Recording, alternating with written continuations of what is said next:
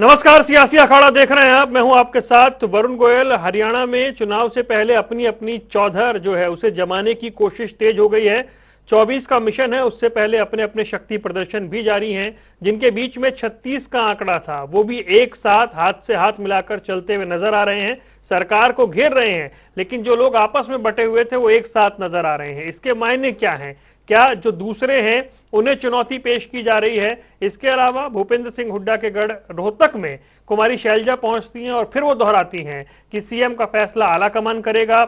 उनको लेकर भावी सीएम के नारे लगते हैं। दिल्ली में एक बैठक होती है हरियाणा में लोकसभा चुनाव को लेकर के, जिसमें प्रभारी से लेकर के प्रदेश अध्यक्ष मौजूद रहते हैं। उस पर मंथन होता है। बीजेपी के अपने कार्यक्रम जारी हैं, लेकिन तेज करने की कोशिश अपने स्तर पर हो रही है। इसके क्या मायने उसे समझेंगे, पहले एक रिपोर्ट देखिए।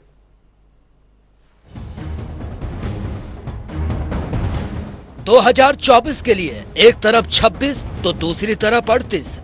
देश में इन दिनों तेजी से बड़ी सियासी हलचल से एक बात तो तय है कि 2024 का लोकसभा चुनाव बेहद ही तीखा और दिलचस्प होने वाला है।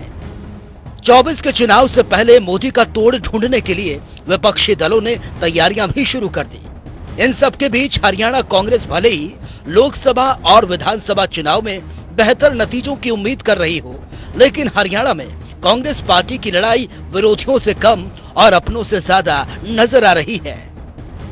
प्रदेश में सेट के बहाने कांग्रेस के नेता इन दिनों अलग अलग शक्ति प्रदर्शन कर रहे हैं। एक तरफ नेता प्रतिपक्ष भूपेंद्र सिंह हुड्डा तो दूसरी तरफ उनके विरोधी गुट के माने जाने वाले SRK यानी कि रणदीप सुरजेवाला, किरण चौधरी, कुमारी शैलजा अलग मंच पर खड़े होकर आवाज उठा रहे हैं।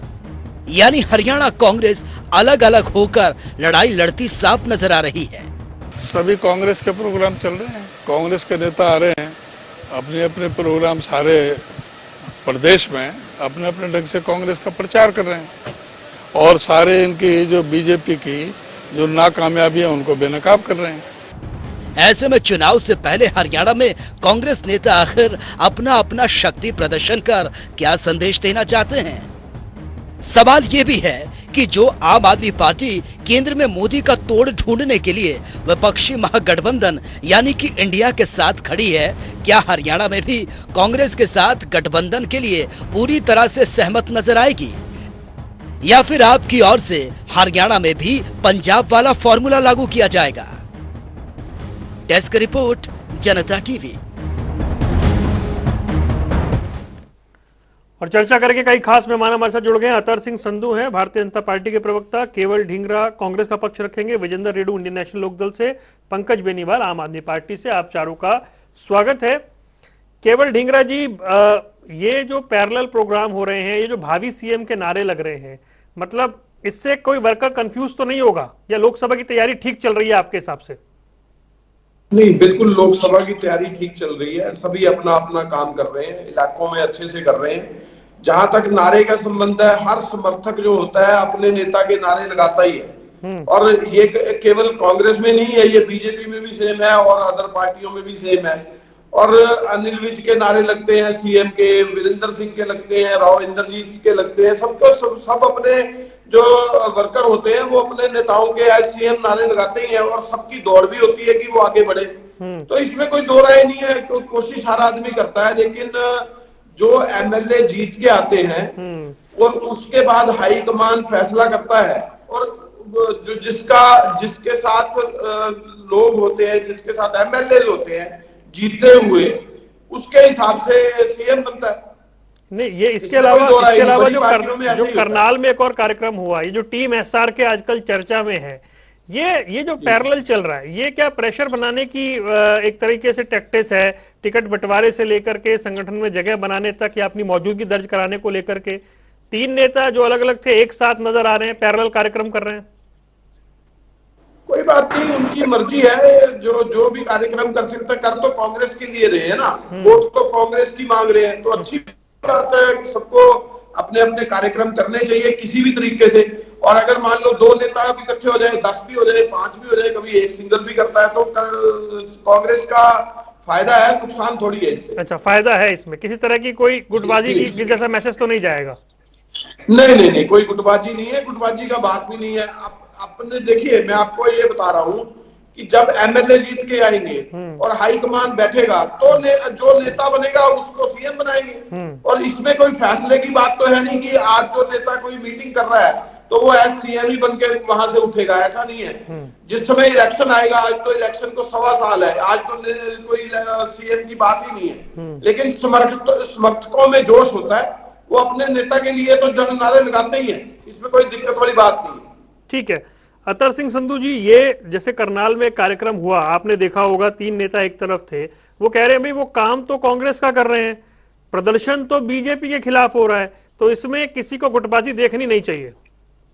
देखिए, मैं बड़ा सरप्राइज हूँ। मेरे मित्र केवल ढींगराजली बोल रहे थे, वरुण जी, कांग्रेस के पिछले 10 साल तक, 9 साल तक अभी अब ये लोग विपक्ष में बैठे हैं, ये अपने पदाधिकारी नहीं बना पाए। इधर बीजेपी के पास ओम प्रकाश धनखड़ जी के नेतृत्व में 3000 कार्यकर्ताओं की फौज है, जहां कहीं भी खड़े नहीं होते। इन लोगों में एकता नहीं है, संगठन जो एकता नहीं कर सकते। सही कहा एसआर के, आपने सही नाम दिया है इनको। हुड्डा साहब अपनी नई टीम लेकर के चल रहे हैं, रणदीप सुरजेवाला जी, किरण चौधरी और अपनी कुमारी शैलजा जी अलग टीम लेके चल रहे हैं। इनके एकता का, जब जिस संगठन में एकता का भाव होता है वो उनकी कभी पार नहीं पड़ सकती। ये लोग सिर्फ वैसे एक लुभावने वादे लोगों को करते, इतनी पेंशन कर देंगे, ये प्रदेश के लोगों को गुमराह करने का काम कर रही है। 2024 में निश्चित रूप से केंद्र में मोदी जी की सरकार आएगी, 10 के 10 सांसद बीजेपी के हैं। आज उदय भान जी ने कहा 10 के 10 लोकसभा सीट हम जीतेंगे, तो दावे तो सब करते हैं। उदय भान जी पिछली बार कितनी बार प्रदेश, उदय भान जी वो करीब 6 महीने हो चुके हैं प्रदेश अध्यक्ष बने, अभी तक अपनी टीम ही बनाने का मौका नहीं मिला। 1 साल हो गया, 1 साल से ऊपर हो गया जी। देखिए 1 साल हो चुका है, 1 साल में अपनी टीम ही नहीं कोई बना पाए तो क्या होगा। धनखड़ साहब की टीम को देखिए, पूरे प्रदेश में एक कार्यकर्ता बूथ लेवल तक, 15 लेवल तक हमने पदाधिकारी बनाकर एक ऐसी टीम संगठित कर दी जो देश 10 के 10 जो हमारे लोकसभा के कैंडिडेट होंगे उनके लिए काम करने के लिए हमारे पास पूरी तरह से संगठन तैयार है। इधर कांग्रेस के पास कुछ भी नहीं है, दूसरी तरफ आम आदमी के पास कुछ नहीं, इन लोगों के पास कुछ नहीं। ये सबके पिटारे खाली हैं, ये सब खाली धसड़ के देने की बात करते हैं बाकी प्रदेशों के लोग। सबके पिटारे खाली है इनके पास। बीजेपी का मुकाबला करने के पास किसी पार्टी के पास कोई संगठन नाम की चीज ही नहीं। ठीक है संधू साहब, मैं लौटता हूं आपके पास। विजेंद्र रेड्डी जी, मैं पहले कल वाले कार्यक्रम पे आना चाहता हूं। जो करनाल में कार्यक्रम हुआ, सरकार के खिलाफ प्रदर्शन था, ठीक है, लेकिन क्या ये सिर्फ सरकार के खिलाफ था जैसा ढींगरा जी कह रहे हैं, या इसे और एक बड़ी पिक्चर के तौर पर देखना चाहिए? 3 नेताओं ने मैसेज देने की कोशिश भी की है। पहले तो निवेदन है मेरा आपसे, मेरी आवाज में खर्राट आ रहा है, थोड़ा सा क्लियर आवाज नहीं सुनाई दे रही प्लीज। इसको थोड़ा कनेक्शन ठीक नहीं लगा होगा, उसको ठीक करवाने का जी। अभी आपके प्रश्न का जवाब मैं ये देना चाहूंगा कि बड़े ही खेद का विषय है कि कभी कांग्रेस पार्टी के 4 प्रोग्राम हुआ करते थे, आज 2 पर आ गया, यानी कि कांग्रेस सिकुड़ रही है। किरण जी का अलग कार्यक्रम हुआ करता था, रणदीप जी का अलग हुआ करता था, शैलजा जी का अलग हुआ करता था, भूपेंद्र जी का अलग हुआ करता था, और वो 4 प्रोग्रामों से सिकुड़ के 2 पर आ गई है। नहीं, ये तो यूनिटी हो गई ना भाई, इकट्ठे होके कर रहे हैं।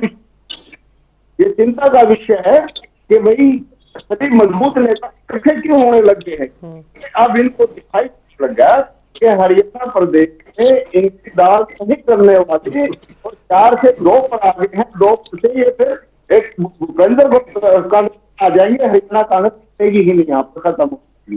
तो कांग्रेस का कुछ नहीं है जी, ढींगरा साहब का, क्योंकि कोई पक्का नहीं है ढींगरा साहब, मैं पक्का नहीं हूँ, है क्योंकि जो बात नेता ने ढींगरा साहब को शुरू से तो इनको कहने विपक्षी, लेकिन पर जो आप है हरियाणा प्रदेश में कांग्रेस से संग आकर पार्टी सरकार बनाने का काम किया, एक तो दूसरा ये के भी और बहुत पीछे जाने का काम किया है। दोबारा से हरियाणा में इंडियन नेशनल पार्टी आएगा। अब ये विधायक नेशनल लोकल पार्टी है,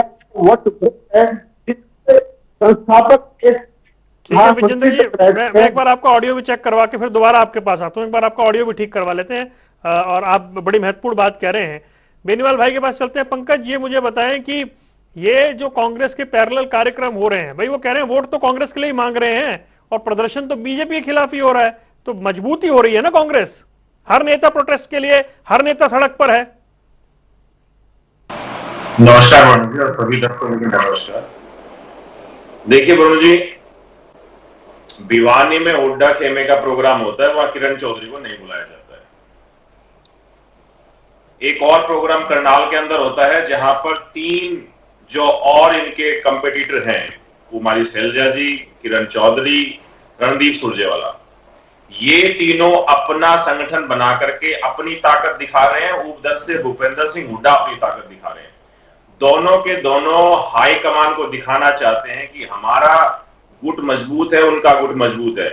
जब करनाल में प्रोग्राम होता है तो उदय भान जी को नहीं बुलाया जाता, जो कि प्रदेश के अध्यक्ष हैं इनके।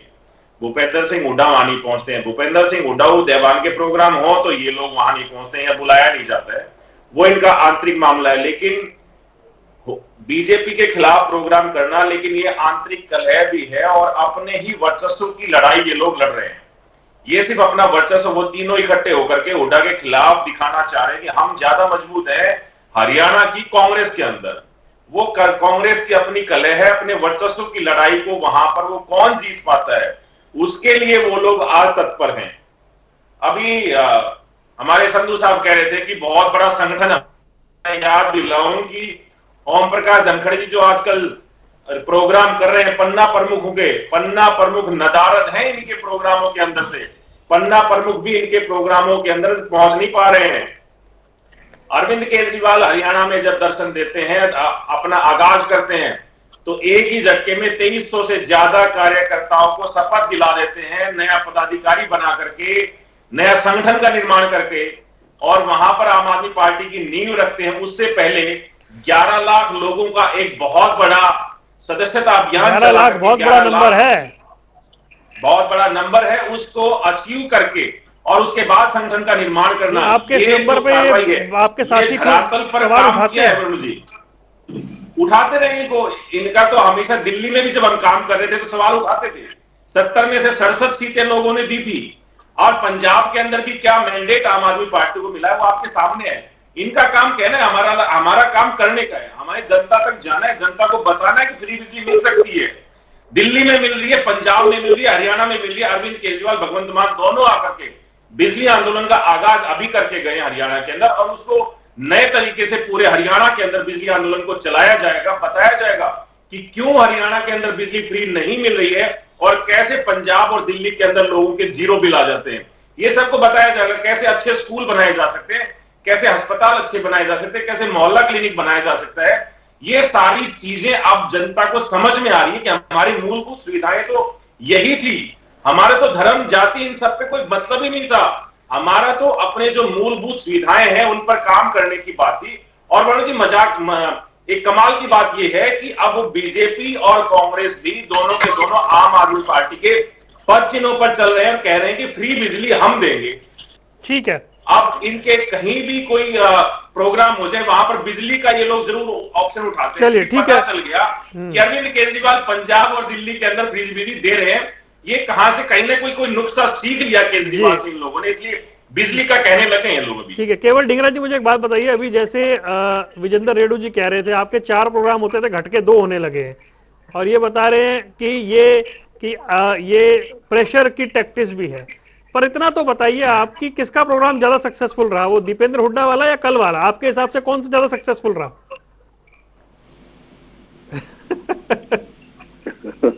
फंसा दिया आपने, इनको फंसा दिया। देखिए ना, अब क्या बोल रहे हैं उनको कांग्रेस से क्या करवाना है? हाँ, ऐसा सवाल मत पूछो प्लीज इनसे। INLD का हाल देखो, एक MLA है इनका, और जो आम आदमी पार्टी है वो इनका खाता भी नहीं खुला है। इनकी तो आपने आदमपुर में देख लो, जमानत साहब आपकी बार खोलेंगे खाता। प्रोग्राम कौन सा सफल रहा वो बताइए। मैं पूछूंगा, रुकिए, मेरा प्रोग्राम कौन सा सफल रहा है? मैं एक पूछना चाहता हूँ, अब उचाना से टिकट वरिंदर सिंह को मिलेगी या उचाना से टिकट जो है दुष्यंत चौटाला को मिलेगी? सवाल तो ये पता करना चाहिए। नहीं, मैंने इस पे 2-3 डिबेट की है, मैं फिर पूछ लूंगा। और दूसरी स्थिति ये होगी कि लोकसभा का जो चुनाव होगा उसके अंदर हिसार सीट पे वीरेंद्र सिंह के जो बेटे हैं वो चुनाव लड़ेंगे, या दुष्यंत चौटाला या दुष्यंत चौटाला के छोटे बेटे दिग्विजय भाई जो है दिग्विजय चौटाला लोग चुनाव लड़ेंगे। अब ये सवाल बनता है। चलिए, आप नहीं अगर सवाल पूछे तो बीजेपी और जेजेपी का ऊपर कहां से लड़ेगा, ढींगरा या नहीं लड़ेगा। ढींगरा साहब मुझ पर भरोसा रखिए, मैं इस पे 3 डिबेट कर चुका हूँ। हमारा तो तय है कि हम तो लड़ेंगे। मैं क्या कह रहा हूँ, मैं इस पे 3 डिबेट कर चुका हूँ। अब मैं ये पूछ रहा हूँ, आप मतलब आपके पास बड़ी जिम्मेदारी है, एनालिसिस करते हैं आप, ये बताइए कौन सा प्रोग्राम ज्यादा सक्सेसफुल रहा, कल वाला या परसों वाला? कांग्रेस के प्रोग्राम सभी रहते हैं। मैं आपको बताऊं, जब हम कांग्रेस की वोट मांगते हैं तो लोगों से ही तो मांग रहे हैं। और आपको ये बताऊं कि जब एमएलए जीत के आएंगे, अरे सर मेरा सवाल कुछ और है। पहले भी बताया, प्रोग्राम सभी कांग्रेस की वोट मांगने के लिए हो रहे हैं। अरे आप कोई कम सफल रहा नहीं, कोई ज्यादा करनाल वाला प्रोग्राम सफल रहा या नहीं रहा, ये बताइए। मैं ये कह रहा हूँ कि कोई किसी की कम वोट मांगने से बढ़ जाएगी, किसी की ज्यादा बढ़ेगी। सर बड़ा सिंपल पूछ रहा हूँ, करनाल में सरकार के खिलाफ जो प्रोटेस्ट हुआ वो कार्यक्रम सक्सेसफुल रहा या नहीं रहा आपके हिसाब से? मैं बताता हूँ कौन सा प्रोग्राम करनाल में जो कल प्रोग्राम हुआ जी, वो सक्सेसफुल रहा? जब कांग्रेस की वोट मांग रहे हैं तो सारे सक्सेसफुल है। चलिए ठीक है। अतर सिंह वरुण जी, आप फिर से एक पूछोगे तो जवाब दे देंगे। विजेंद्र सिंह रेड्डू एक बार कुछ कह रहे हैं, फिर अतर सिंह जी आपके पास आ रहा हूँ। हाँ जी विजेंद्र जी, मैं ये कहना चाह रहा हूँ, देखिए करनाल का जो प्रोग्राम था वो इंडियन नेशनल कांग्रेस का प्रोग्राम था और वास्तव में उसमें काफी भीड़ थी और अच्छा प्रोग्राम था। लेकिन जो दूसरा प्रोग्राम था वो कांग्रेस का प्रोग्राम नहीं था, वो व्यक्ति विशेष का प्रोग्राम था, क्योंकि वो एक व्यक्ति के नेतृत्व में किया गया प्रोग्राम था।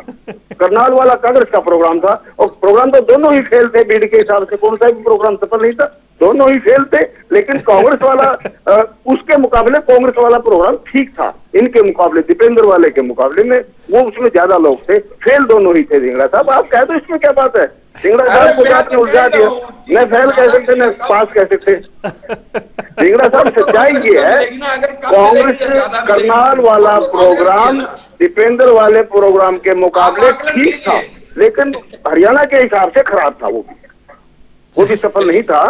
कोई बात नहीं है, तो आती जाती रहती है बातें। नहीं ढींगरा साहब बता रहे करनाल वाला बहुत उतनी भीड़ नहीं थी जितनी उस प्रोग्राम में थी। नहीं ढींगरा साहब, हो सकता है हाँ ये बात। हाँ जी अतर सिंह संधू जी कुछ कह रहे हैं, फिर आगे आता हूँ। हाँ जी संधू साहब। वरुण जी रेड्डू साहब बिल्कुल सही कह रहे हैं, क्योंकि ढींगरा साहब को लगता है उल्टा साहब से डर लगता है, इसलिए रणदीप सुरजेवाला की बात नहीं करेंगे। नहीं मैं आपको पूछता हूँ, राष्ट्रीय प्रवक्ता वहां पहुंचे और ये उनका कहते हैं उनके प्रभाव में भीड़ नहीं थी। उनका मतलब अभाव है, अभाव मेरे अजीत भाई डॉक्टर पंकज धनीवाल जी थोड़ी देर पहले कह रहे थे। नहीं आपका तो पेच फंस गए ना। हाँ जी वो कह रहे हैं उचाना से कौन लड़ेगा, आप बता दीजिए संधू साहब। वो उचाना से पूछ रहे कौन लड़ेगा? उचाना से तो कुछ आप चिंता ना करो, तो सरकार का संगठन का काम है। देखिए बीजेपी में खास बात सब बता दूं, कौन लड़ेगा बता सरकार का फैसला होता है किसको लड़ाना है किसको नहीं लड़ाना है, संगठन का काम है। आप उसकी चिंता छोड़ दीजिए। प्रेमलता जी को टिकट मिलेगी या नहीं मिलेगी बताइए ना। लड़ेगा हम तो चिंता कर रहे हैं ना, प्रेमलता जी को टिकट मिलेगी या दुष्यंत चौटाला को मिलेगी बता दूं। प्रदेश में चाहे लोकसभा के चुनाव हो चाहे विधानसभा के चुनाव हो, निश्चित रूप से बीजेपी की सरकार बनेगी, क्योंकि वो तो अलग बात है। पता नहीं वो तो आपकी दहाई आंकड़ा हम लोग तो बिना प्रक्रिया काम करते हैं। कौन ये बताइए ना। स्वार्थ भाव से पूरे युवाओं को रोजगार 10 सीटें भी नहीं आएंगी बीजेपी की संधू साहब। क्या करे? 10 सीटें भी नहीं आएंगी आपकी बीजेपी की। देखिए ढींगरा साहब ये तो आपकी सोच है। 10 से नीचे आप 10 कार्यकर्ता की खोज नहीं बना पा रहे प्रदेश में। ये 75 पार का नारे में 40 आए थे ना। आप अपने 40 के नारे दोगे तो 10 से नीचे रहेगी, आपको बता रहा हूँ। अभी चुनाव में मैंने हमारे अरविंद शर्मा जी करनाल से चुनाव लड़ते 10 से नीचे चले गए। आप कुछ नहीं कर पाए। बीजेपी की सरकार। अब आपके पास इतनी इंटरनल रिपोर्ट है ढींगरा साहब, आप कल के प्रोग्राम की रिपोर्ट नहीं बता रहे, अपने प्रोग्राम की नहीं बता रहे, बीजेपी की रिपोर्ट है आपके पास। मैं कह रहा हूँ नहीं बता पा रहे क्योंकि कांग्रेस की मांग रहे हैं ना। ढींगरा जी ढींगरा साहब स्मार्ट प्ले कर जाते हैं आप। मैं पूछ रहा हूँ आप, मैं तो इनसे पूछ रहा हूँ कि इनकी उचाना सीट से लड़ेगा कौन? जेजेपी लड़ेगी या बीजेपी लड़ेगी, ये तो बताएं कम से कम। ये तो बड़ा सवाल है ना। हम लोग संगठन में हैं और आपस में हमारी दोनों पार्टी का तालमेल है और दोनों चुनाव लड़ेंगे तो चलिए चलिए आगे चलते हैं, ठीक है, चलिए ठीक है, रुकिए। अब मेरा सवाल पंकज बेनीवाल से है। पंकज बेनीवाल भाई, आप INDIA जो बना है, विकासात्मक समावेशी गठबंधन जो बना है, उस गठबंधन में अब आप भी हैं, तो ये बताया जा रहा है कि दिल्ली और पंजाब में अंडरस्टैंडिंग होगी लोकसभा सीटों को लेकर। हरियाणा में क्या होगा भाई फिर आपके, मतलब ये तो बड़ा जो वोटर है कंफ्यूज नहीं हो जाएगा कि उसे गठबंधन में वोट देना है, पंजाब में, दिल्ली में, हरियाणा में क्या होगा?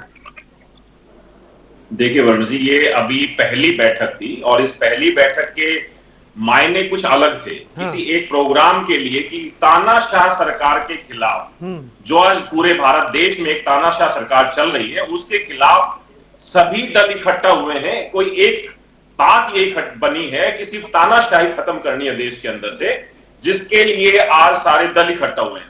सीटों का विभाजन कैसे होगा, कौन कहां से चुनाव लड़ेगा, कैसे होगा, वो सब बाद की बातें और ये पार्टी का अंदरूनी मैटर रहेगा सभी का।